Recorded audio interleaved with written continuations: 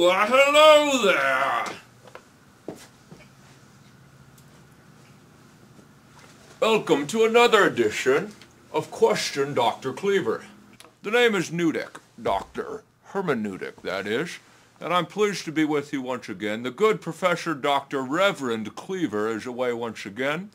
As you may be aware, there were some archaeological discoveries in the nation of Israel, and he has been called in as an expert Hebrew translator to determine the date and origin of the inscriptions.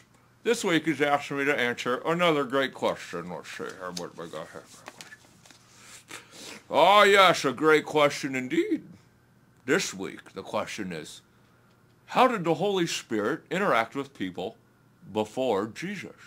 Now I assume this question is rooted in the marked difference in emphasis that we see in the Holy Spirit from the Old Testament to the New Testament, as well as from several passages from the Gospels, such as John 15:17, where Jesus tells his disciples that the Spirit that is with you will soon dwell in you.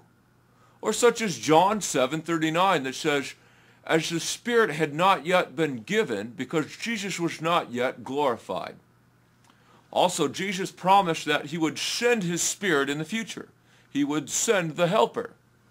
And in Acts 2, we see that on the day of Pentecost, the Holy Spirit did come and fall on all the believers in a very new and abundant way.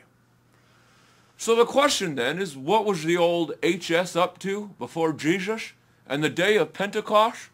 How, if at all, did he interact with people? Well, just because the Spirit was poured out in great abundance at Pentecost, we can't quite conclude that there was no work of the Holy Spirit before Pentecost. There are several examples of people who were filled with the Holy Spirit in the Old Testament. Hey, I'm Joshua, and I'm filled with the Holy Spirit. Hi, I'm Ezekiel. I'm filled with the Holy Spirit. Hey, I'm Daniel, and I'm full of the Holy Spirit. Hey, I'm Micah, and I'm full of the Holy Spirit. So, what was the Holy Spirit's role before Jesus? Well, it was much the same as it is today. To empower the saints for service, to convict of sin and purify, to teach, to reveal truth, to give assurance of salvation, and to direct and guide God's people, and give us evidence of his presence.